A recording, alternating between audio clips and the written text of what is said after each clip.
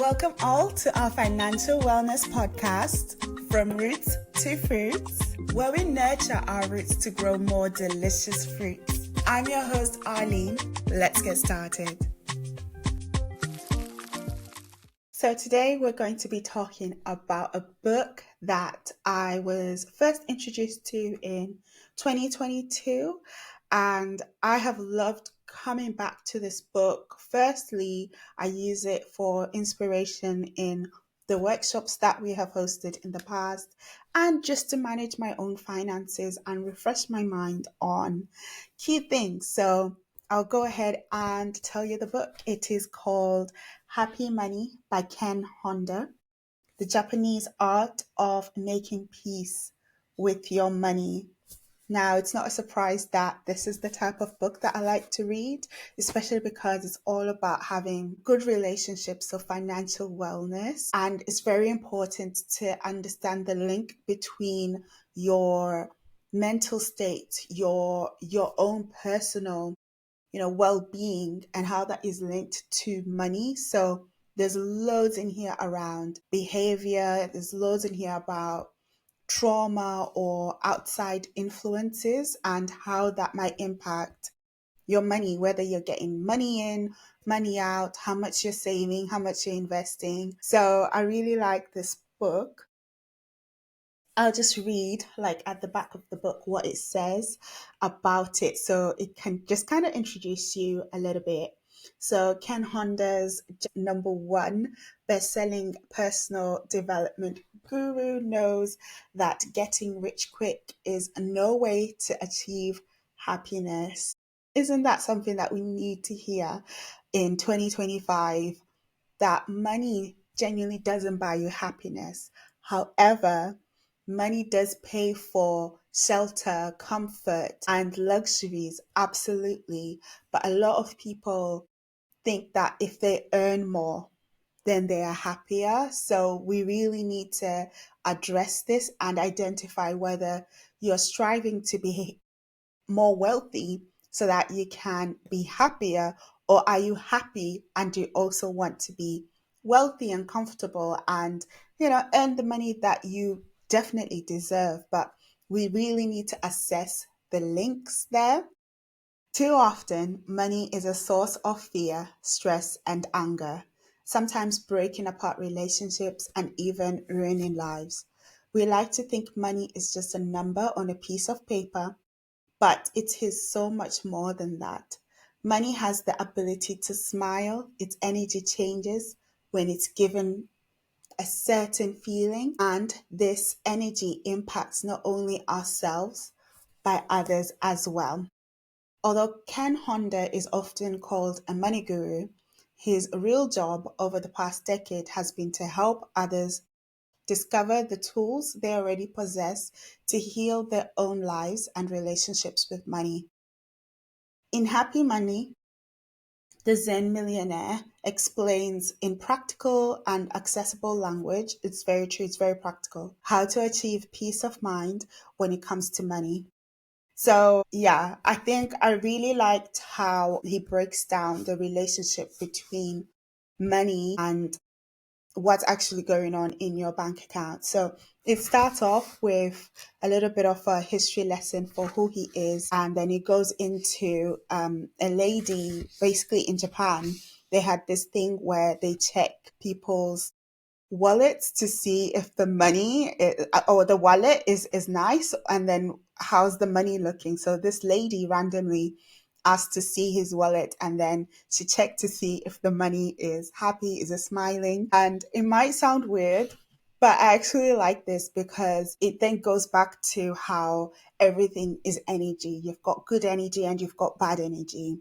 If you think of it as, okay, you are earning money, however, you feel like I'm not happy in the job that I'm doing, or even you might be doing immoral things to get that money.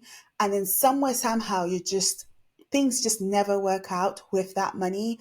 Maybe you try to invest and it never works out, or that money comes in and then it completely just goes within an instant. And it might be because of the relationship of how you got it. So that goes back to having a sense of integrity and making sure that you're serving people or you're living out your purpose and you're being positive as well, then maybe your money could smile as well. So I really like that because I feel like I walked away from a really great job. I was really happy working as an accountant, a finance manager at a telecommunications company in London. So I was earning quite a lot, enough to own my own property, to buy a nice car and everything else. But there was just something in my heart that said that I need to be using this gift that I have in explaining finances to people that would like that support. So I do that to really just live out that purpose. So the clients, though, aren't just personal finances. I also support business owners with their business finances, and the feedback is so positive. It makes me happy that people feel like I'm gaining a lot of value from having you as my finance manager, my CFO. And yeah, so that makes me feel like, okay, the money that's coming into Rooster Fruits and to me is positive. It's smiling because actually I'm helping people. I mean, we don't all have to be doing something that makes a big impact because obviously there are jobs that are just jobs. We need to just keep churning them out. But at the end of the day, how is what you're doing from a day to day basis? How is that impacting your finances and your relationship with money? So that's one thing to maybe sit down and ponder in your journal. Interesting section in the book is around identifying the difference between money IQ and money EQ. So, money IQ tends to be misunderstood as a money management, but that is not its key function. It's necessary to understand the deeper meaning behind the intellectual aspect of money. That means looking at how you make, spend, protect, and increase it. I love how he then goes into detail around what this actually means. So, making money, and then it breaks it down in terms of the way that happy little millionaire would mean doing the thing that you love to do, sharing the gifts and talents with others. When you put the most importance on being your most sincere, your true self, share your joy with those around you, you will inevitably succeed. So I love that because I feel like that's the journey I'm currently at. And my finances don't yet reflect millionaire status, definitely. And I'm just about making, about 80% of what I used to make working for a 9 to 5. And even that, because it's on invoice to invoice basis, there are months where money's a bit shaky and it's a little bit like, how are we going to manage everything? I don't want to dip into my savings. So just knowing that I'm living my purpose and passing on my gift, then inevitably I will succeed and become millionaire. So I hope that resonates with yourself as well and you can get there. So when you become a millionaire, come back to this video and leave a comment to say that I've made it. And another point that Ken makes within Happy Money is the difference between like a Zen, attitude, a Zen culture that they have in Japan to the Western culture. And I'm from Zimbabwe, and I know that the culture in Africa as well emphasizes how much money you have, shows how successful you are, therefore, how happy you should be because you have so much money. Whereas he mentions the Zen culture, actually, money is used for services, it's used for what is intended to do rather than a show of how successful you are. So I believe that in the Western culture and most of the world, we use money as part of our identity. So if you are well off, then I'm well off. Therefore, I am a better person. Therefore, I have succeeded. But actually, loads of the other things that actually matter are lacking. So that's where a lot of rich people, millionaires, or people that are looked at as, oh, you should be happy because you're driving such a nice car. But actually, they are unhappy. How many suicides have we heard of from people? It's like, what? But you're a celebrity. You are so well off. Why would you end things? And it's because they're not actually that linked. So we really need to wake up to that fact, especially if you're working towards making so much money, being so rich, thinking that it's going to give you happiness. Actually, when you get there, you might be a bit disappointed. So I love how he breaks that down and then just kind of shows in a practical way the differences there. And yeah, so going back to money IQ, when you are spending money, okay, so back to money IQ. So around spending money, it's really important to think about how many triggers you might have. And we have been going through, a cost of living crisis. Yes, inflation has been steady in the past few months. However, we've just gone through a cold winter if you are based in the UK or Europe. And that means that you have been paying for high electricity or gas bills, and that will affect your pocket. So personally, I'm thinking about other things like, yeah, I mentioned that I own my flat. Therefore, there are other payments that just feel like, why do we have to pay this? Like service charges for things that I feel like, okay, that's not being done on this property. They say that they're going to do X, Y, Z, and then they charge us. But then actually, did they do it?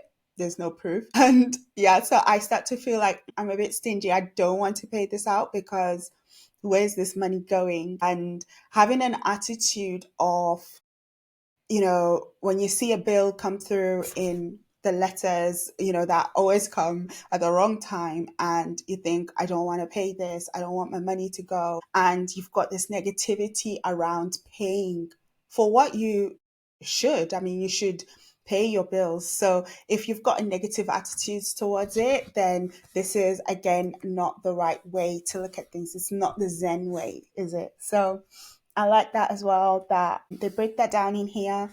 And then protecting money. Protecting money is less about hoarding it and keeping it away from others, and more about creating meaningful relationships around money and others, and keeping the boundaries between them clear. If you've ever felt that there are people in your life who have designs on your money, such as family, friends, employees, clients, then the problem isn't with the money, it's with your relationships.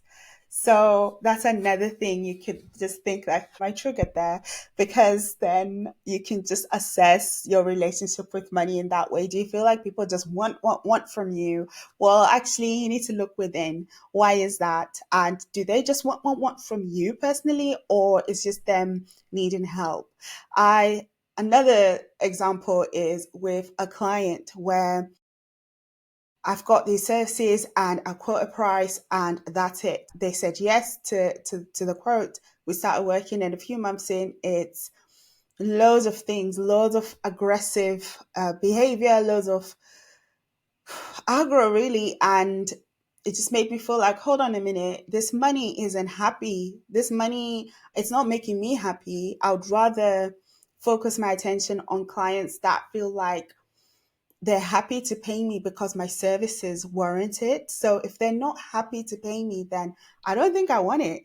And I think it's because of this book, because I'm just mindful of how money flows in, and also being mindful of how money flows out, and being smart with money as well. One thing that you might think that I'm protecting my money might actually be you losing out. So maybe not investing in certain things. You're not earning from your money. In fact, you're just putting it away, saving it somewhere, but it's not really generating more.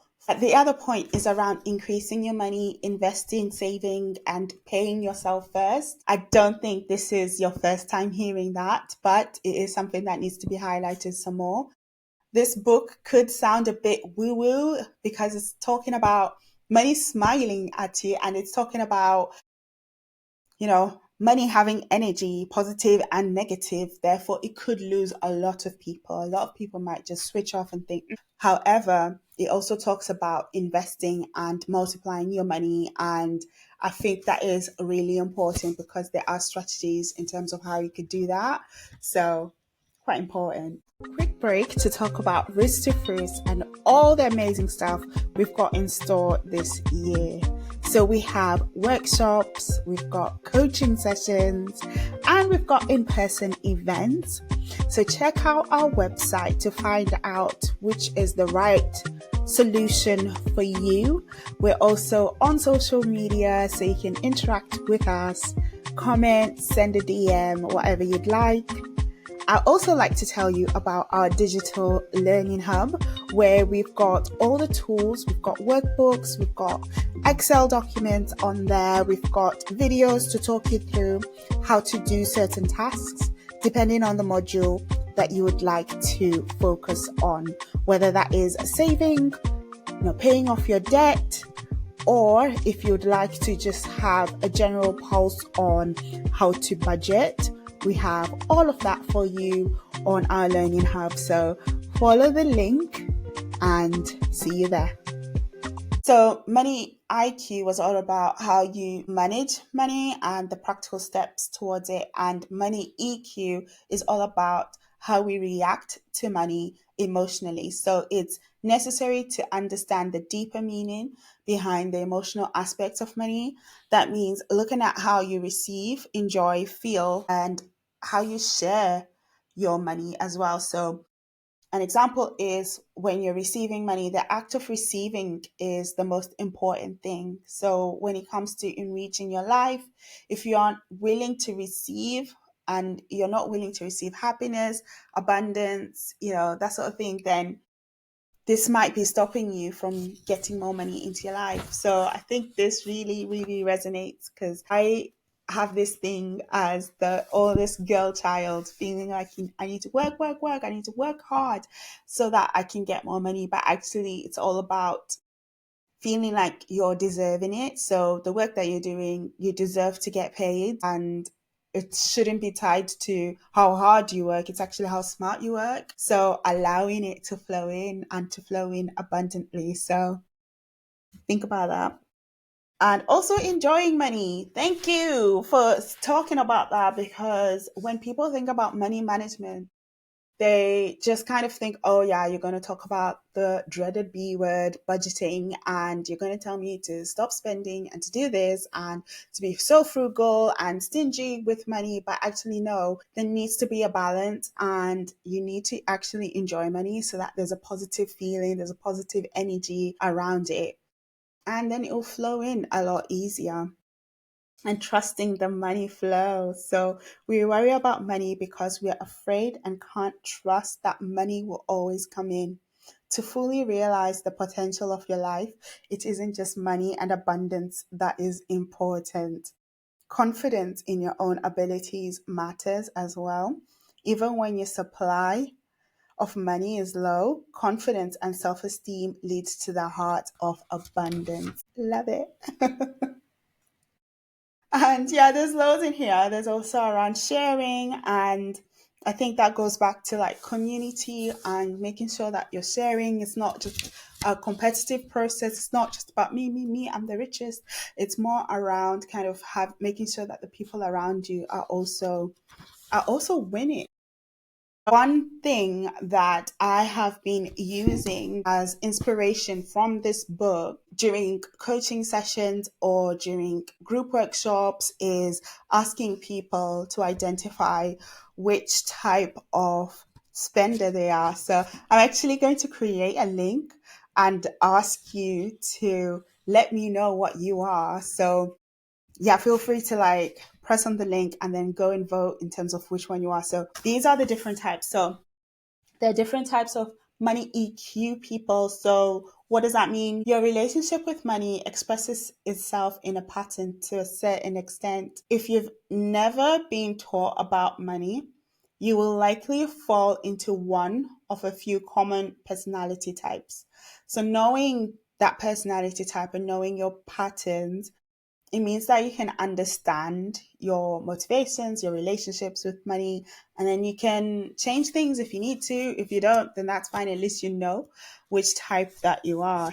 So during our workshops, I use this exercise to assess who's in the room, and I wanted to share it with you all here. If you're just listening and not watching, I'm showing on the screen the different personality types, but I will explain them. So one of them is a compulsive saver. This money EQ personality type absolutely loves saving money, and that is their favorite hobby. It's to save, it's just save for saving's sake, and that money is not growing anywhere, but they have to save. I like this though, in terms of like, at least they're doing the right thing. The next step is to just assess where they could be investing their money once they've saved a certain amount. So always make sure that you've got an emergency fund. So we always talk about that. But if you've got beyond that and you've got a lot more saved, then you could think about where else you can put your money in terms of investing. Yeah. Are you a compulsive saver? I think this is not a lot of people. There's just a few of us who are. But good for you, because you can actually save in the first place. Okay, so the compulsive spender type. So they just absolutely love spending money.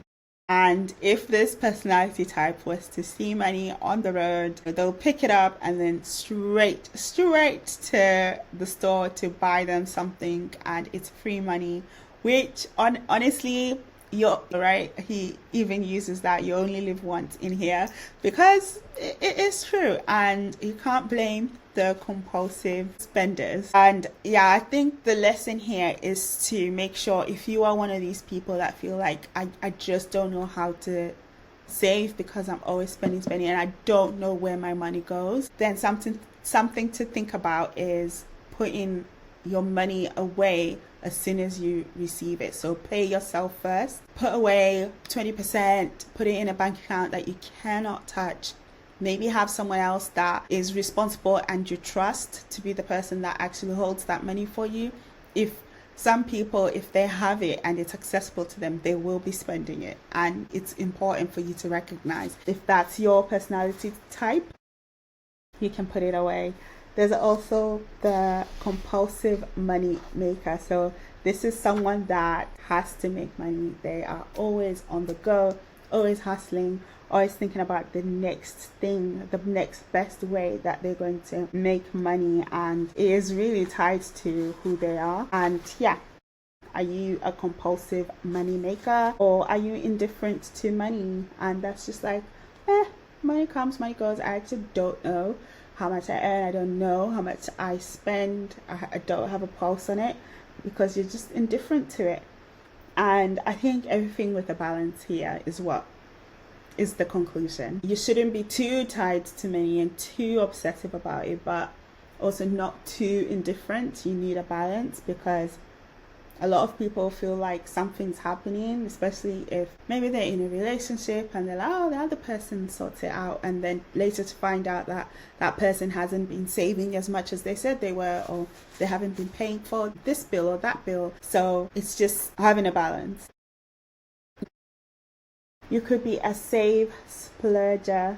So that is a combination of a saver and someone who then splurges it. So you're good at saving money, but once you can spend it, it all goes, and then you have to start all over again. Now, this is something that could feel a little bit toxic, a little bit really difficult when it comes to putting money away and feeling like you're starting all over again. So just being mindful when you then spend it to leave some, and just having a bit more of a balanced approach. We also have a gambler. So we all know what a gambler does. It's someone that takes huge risks. They like the excitement and seek thrills. They're willing to take, risks, whether they win or they could lose the money as well, but that's part of the risk, I guess. Yeah, this one for me feels dangerous if you're a gambler. I mean, if you win, you do win, but a lot of people don't. And I don't think it's just about gambling money in a betting shop. This isn't just that. There's also other ways, like gambling your money in investing in certain assets that aren't as steady, not guaranteed. So again, balance. It's really good to invest. It's really good to put your money somewhere that you think it's going to grow. by making sure that you've got enough left over. If you lose all that money, are you still going to be able to eat tomorrow? If the answer is no, then it's a little bit worrying. So, and the warrior that leads us into that one.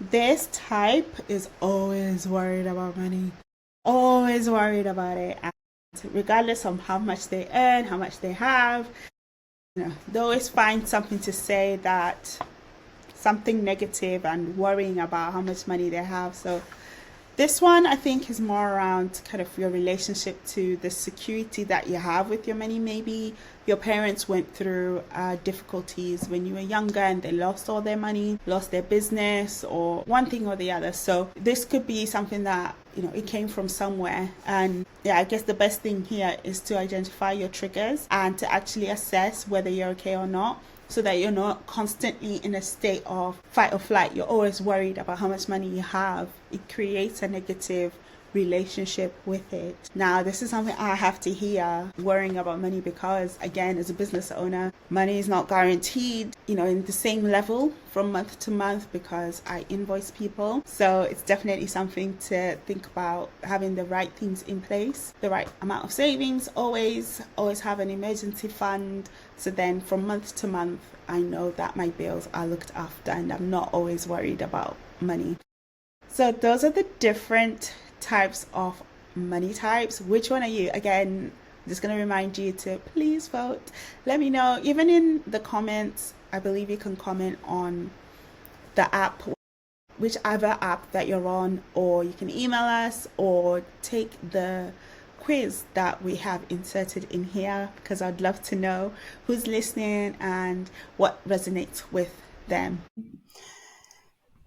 Okay, so another thing that this book also explains around your behavior towards money, or your relationship with money as well, is beliefs and belief systems. As you know, like, especially if you're a religious person or not a religious person, what you believe in, or maybe you're patriotic as well, what you believe in really heavily influences the decisions that you are going to make. Beliefs about money really influence how much is coming in and how much is going out. Here are some examples of negative beliefs that Ken has in here. Money is bad. A lot of people have a negative view of money. At the very least, they feel they have to be cautious when they deal with money. Whatever you do, you have to be careful. Money could be a bad thing. So, just thinking about that, it could be from looking at your parents or the people around you, or it could be the situation with the economy when you were growing up, that will heavily influence on you thinking that money is good or money is bad. It's both, it's how you use it.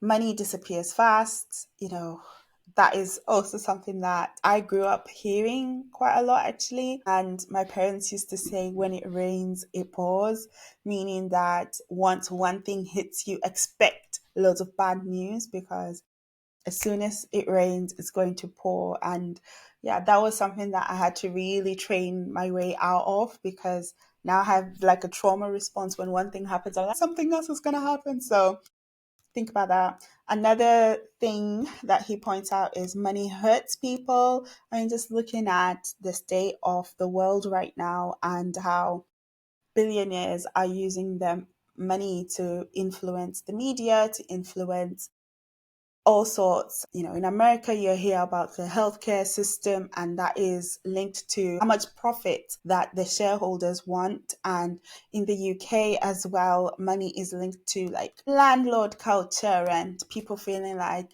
young people can barely afford to live, yet other people are buying out the houses and then charging loads to young people to live. And that just links to money is a negative thing. So those people that have money are creating a negative thing in the society and hurting people. And also thinking about drugs as well. So people selling drugs in exchange for money, you are essentially hurting somebody in exchange for finances. So there's loads there that could influence people's thinking, and I'm guilty of that. money is scary. I've heard so many people, so many clients say that, oh, I'm just so confused when it comes to money. And then they turn away from it because it is a scary thing for them. Money creates trouble. Money invites jealousy. I mean, it could do. And then there are positive beliefs about money in here too. So money supports people for sure. I'm from Africa, and the foreign aid that we received led to schools opening or hospitals opening or just people that were in the country as well that would give back. Money does support people, thinking about charities and just employing somebody because you've earned enough, you can hire someone. It's supporting someone. So that's a positive belief about money that I like. Money helps or money makes people happy. I mean, it buys you things that make you happy, and also being financially secure could make you happy. I definitely second that.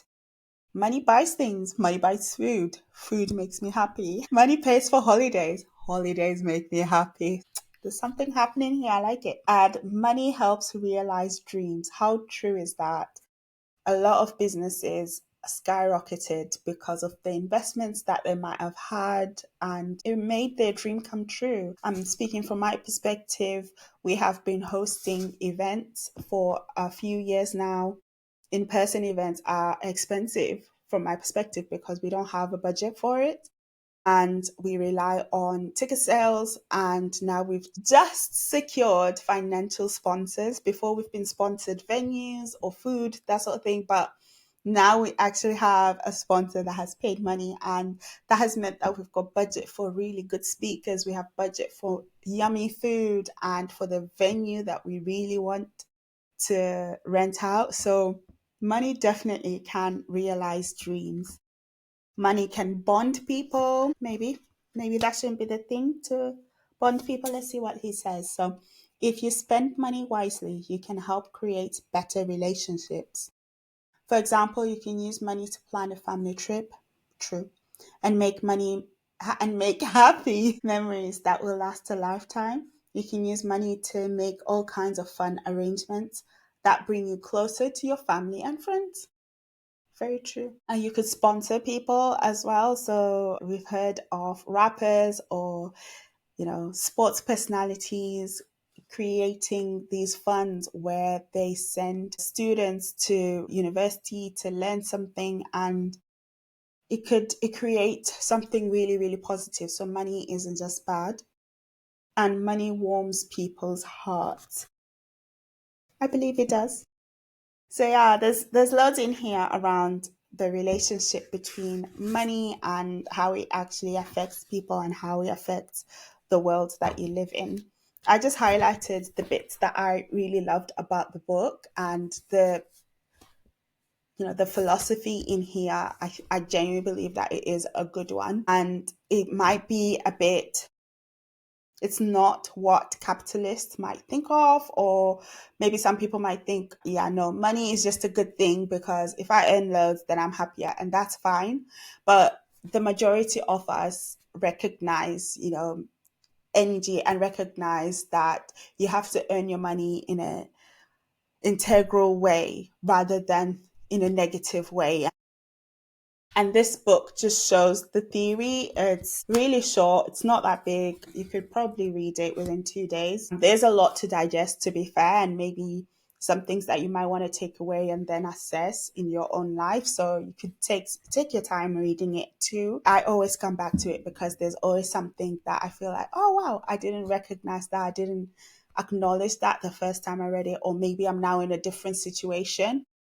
When I first read it, I was in a full time job. I was earning quite a lot. Therefore, different things resonated to me. I then started to invest quite a lot because I had it. Whereas right now, I'm a business owner. Therefore, what I earn comes from loads of different clients. Therefore, the flow of money is really important. It's not guaranteed every month because I work at a full time role.